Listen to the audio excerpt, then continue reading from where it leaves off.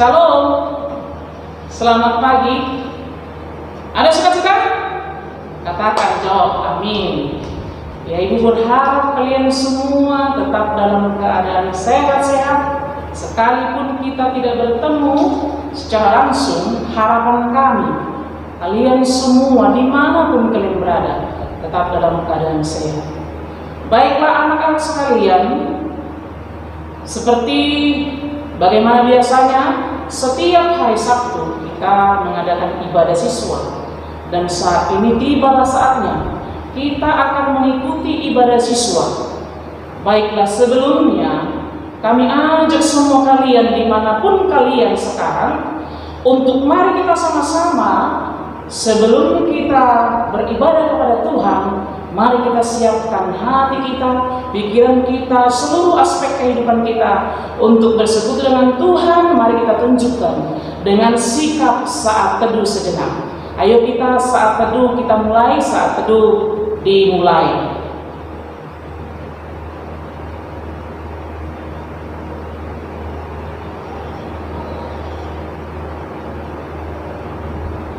Saat teduh selesai, mari kita berdoa. Kami bersyukur untuk hari yang baru yang Tuhan sudah berikan. Kami juga bersyukur untuk waktu, kesempatan, kesehatan, bahkan hidup yang sudah Tuhan berikan kepada kami. Itu semua karena kemurahan dan kebaikan Tuhan. Layaklah Engkau ditinggikan dan dimuliakan oleh karena kemurahan-Mu. Bapa yang baik, pada kesempatan ini Tuhan, kami akan bersekutu dengan Engkau melalui ibadah siswa, walaupun tempat kami masing-masing berbeda-beda. Bapa di surga, berkatilah kerinduan hati kami. Biarlah ibadah yang akan kami lakukan pada saat ini sungguh-sungguh memberikan semangat baru, sukacita kepada kami semua. Terlebih-lebih hamba-Mu nantinya yang akan menuturkan kebenaran firman Tuhan, semakin pakai hamba-Mu lebih berhikmat lagi, sehingga firman itu dapat disampaikan, dimengerti oleh setiap telinga yang mendengar, dan sesuai dengan isi hatinya Tuhan. Berkati hamba-Mu tersebut Tuhan. Pada kesempatan ini kami serahkan rangkaian ibadah kami seluruhnya.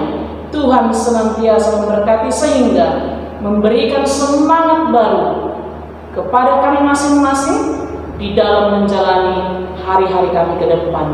Kami serahkan ibadah kami ini dalam nama anak-Mu Tuhan Yesus Kristus yang menjadi Tuhan dan Juru Selamat kami yang hidup. Amin.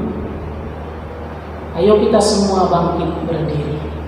Kita memuliakan kebesaran Tuhan pada pagi hari ini dengan mengangkat pujian, bertemu dalam kasih-Nya, berkumpul dalam anugerah-Nya. Ayo kita bernyanyi sambil ditepuk tangannya ya.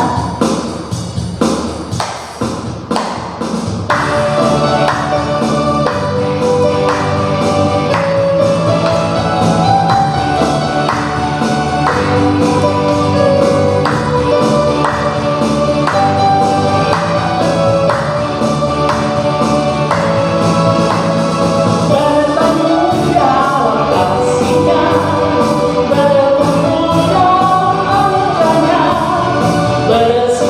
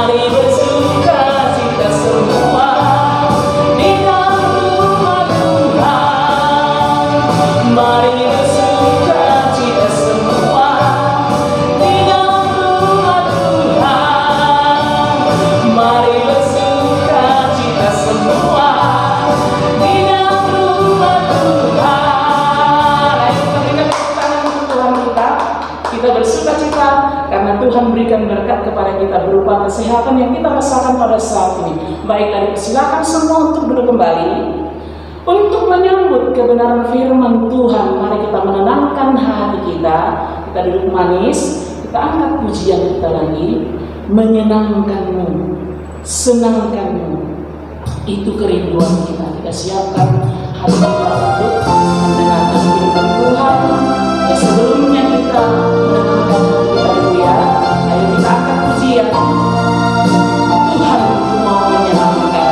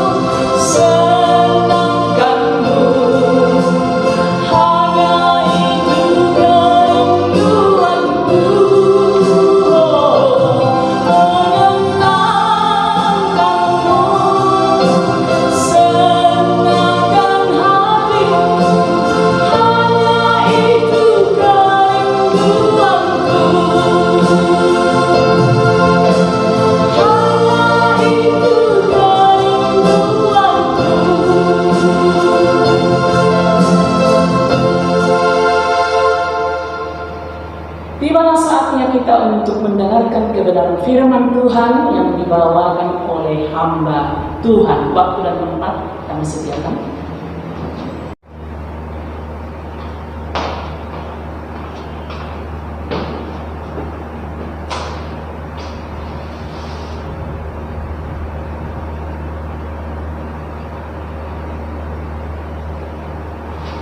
Baik, anak-anak kami sekalian, kita akan mendengarkan renungan firman Tuhan.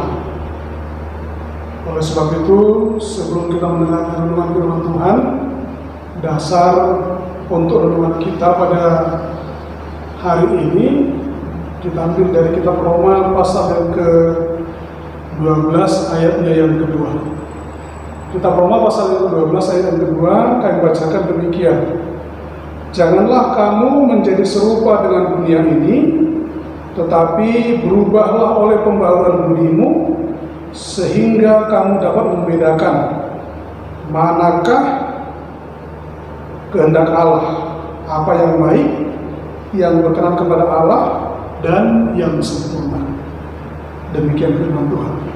Anak-anak kami sekalian, sebelum kita melanjutkan renungan firman Tuhan, selamat berakhir pekan.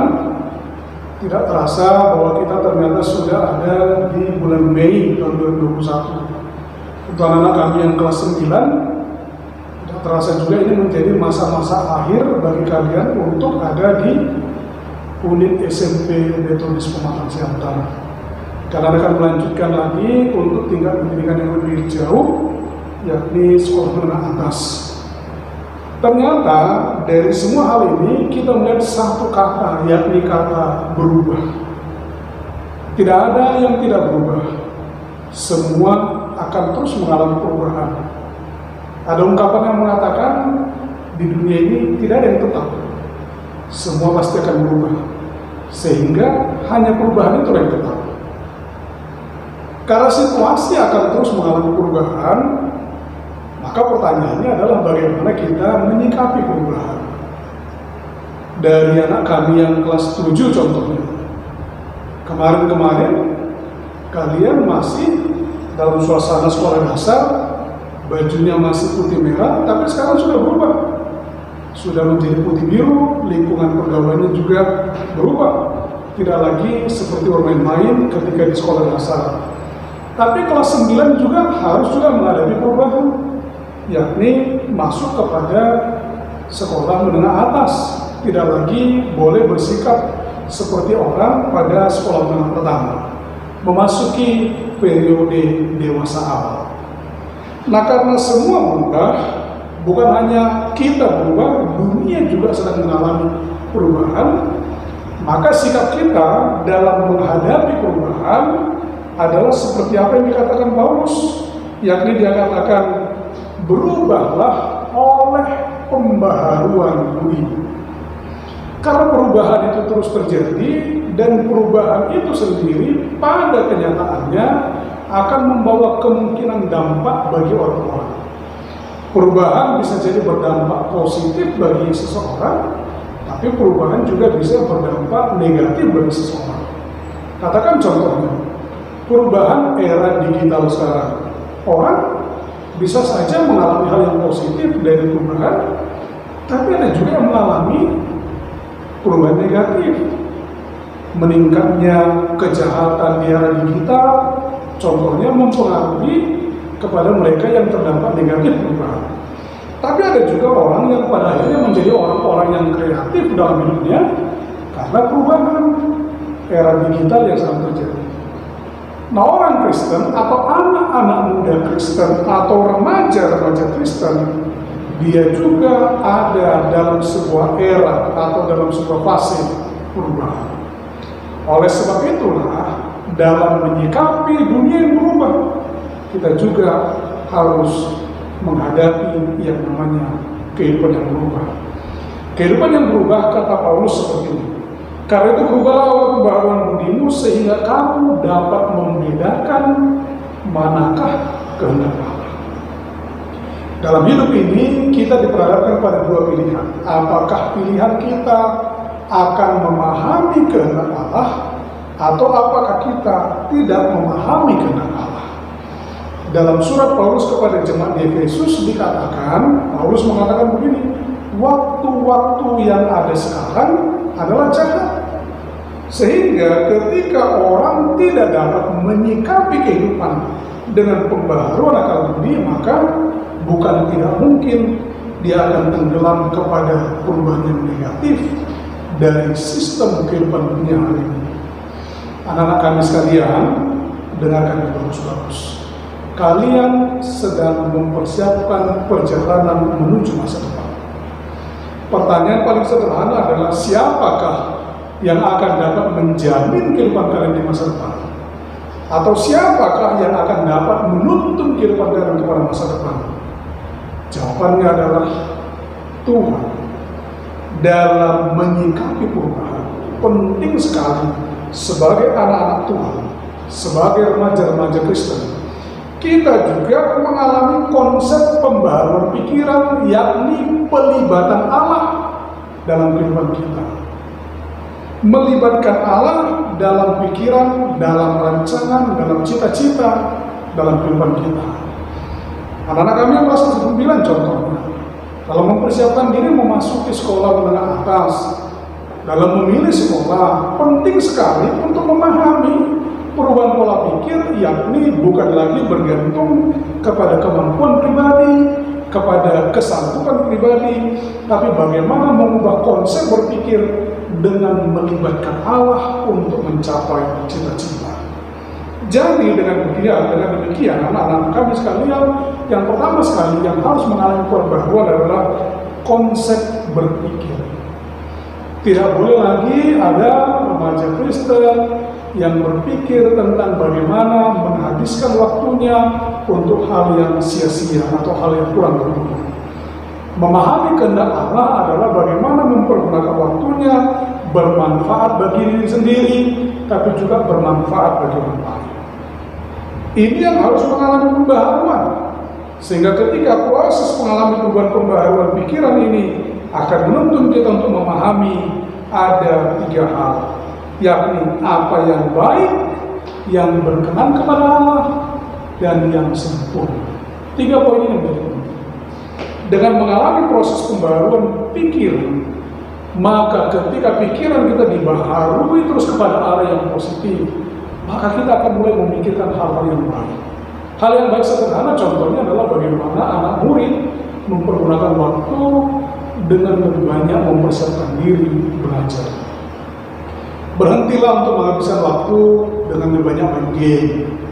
Berhentilah mengabaikan nasihat, perkataan guru dan orang tua, dan lebih fokus kepada kesibukan pikirmu. Karena itu bukan hal yang baik. Apalagi berkaitan kepada hal yang kedua, yang berkenan kepada Allah.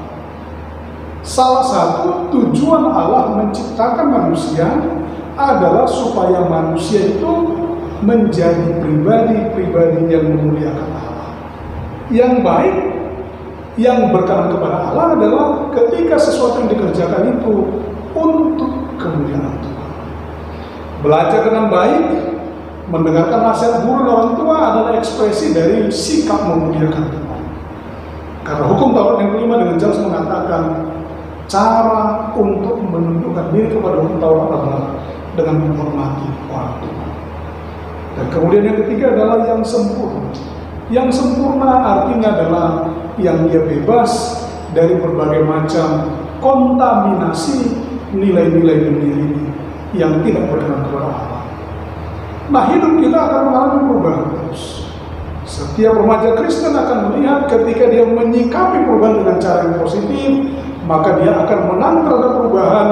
Dan bukan hanya dia menang terhadap perubahan, tetapi dia sendiri akan menjadi orang-orang yang membawa perubahan bagi orang lain. Tentu saja kami para guru berharap kedepannya para murid kami dalam masa depan akan menjadi influencer positif di lingkungannya. Tapi itu harus dimulai dari hari ini, bukan dimulai besok, apalagi dimulai dengan tahun depan. Memulai konsep diri, membaharui pikiran adalah dimulai hari ini. Nah, oleh sebab itu, bagaimana caranya kita dapat mengalami perubahan pola pikir? Yang pertama adalah rajin bersekutu dengan firman Tuhan. Renungkan firman Tuhan. Jangan malas baca Alkitab. Bagaimana kita dapat memahami firman Tuhan kalau kita tidak baca Alkitab?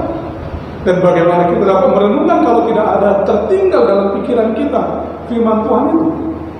Jadi cara mengalami proses pembaruan pikiran adalah banyak-banyak merenungkan atau dimulai dengan membaca firman Tuhan. Yang kedua, belajar untuk bertindak dengan menjadikan firman Tuhan sebagai padanan kehidupan. Belajar untuk melihat bahwa patokan standar kehidupan kita adalah aturan-aturan firman Tuhan. Ingatlah, Yusuf adalah orang yang pernah dipenjara meski tidak bersalah. Tapi Yusuf berubah dari seorang yang dipenjara dalam tuduhan yang tidak pantas, berubah menjadi orang yang berhasil. Kenapa?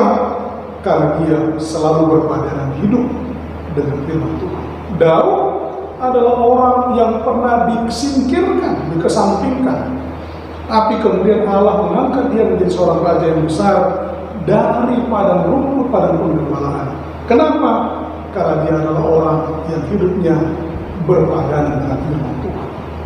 Keberhasilan hidup kita dijamin oleh firman Tuhan ketika Mazmur pasal yang pertama mengatakan begini: berbahagialah orang yang merenungkan Taurat Tuhan itu siang dan malam, karena katanya apa saja yang diperbuatnya akan berhasil.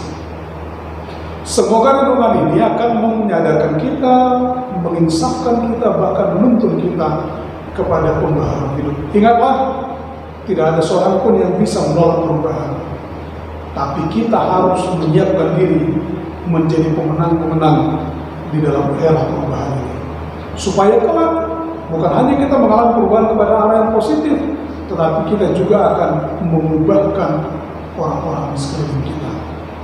Tuhan memberkati anak-anak kami sekalian, sukses bagi kalian.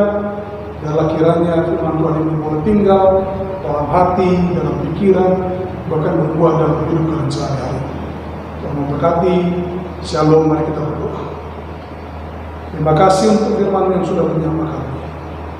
Tuhan, biarlah kami menyiapkan diri kami untuk mengalami proses pembaharuan pikiran, supaya kami dapat memahami apa yang menjadi kehendak Tuhan, apa yang baik, yang berkenan kepada Allah, dan yang sempurna.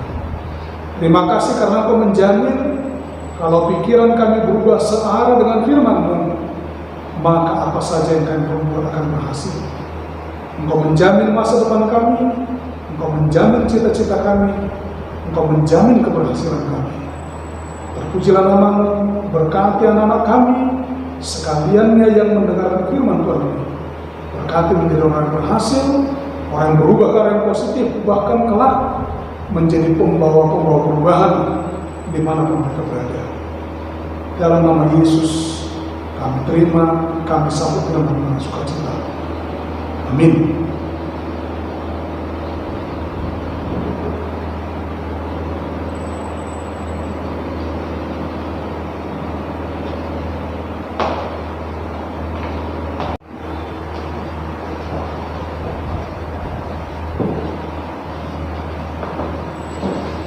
Sebelum kita menutup ibadah kita masih angkat lagi pujian kita yang terakhir, yaitu Kaulah harapan dalam hidupku. Ayo semua bangkit berdiri. Mari kita yakini dan percaya bahwa Tuhanlah satu-satunya yang menjadi harapan dalam kehidupan kita.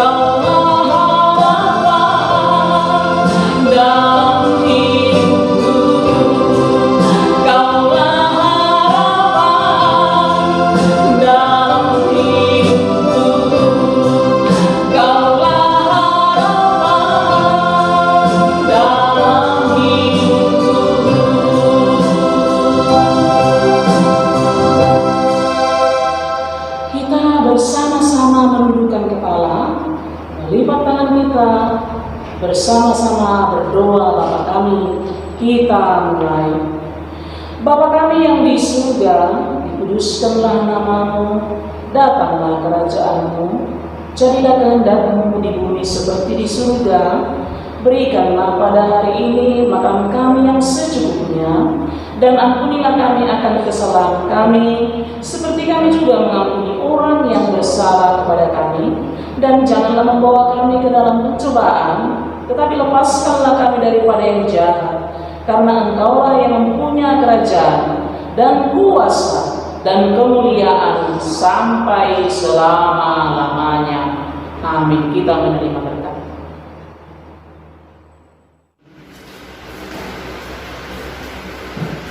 Mari kita mengarahkan hati dan menerima berkat daripada Tuhan. Maka anugerah dan damai sejahtera yang datangnya daripada Allah Bapa, cinta kasih di dalam anaknya Tuhan Yesus Kristus, dan persekutuan Allah Roh Kudus ketiganya yang esa akan memberkati kehidupan kita, pendidikan kita sejak hari ini, besok sampai selama-lamanya.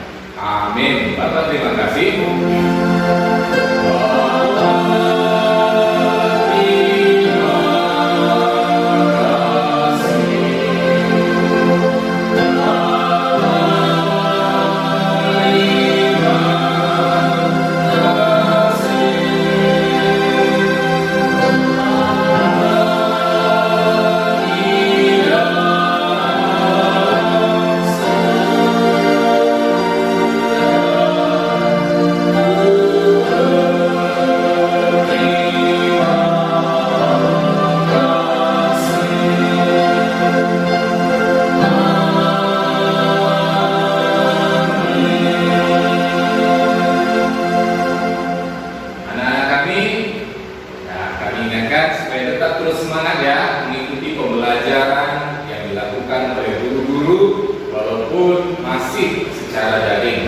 Kerjakan PR kalian, tugas-tugas kalian, karena itu juga akan diberi penilaian.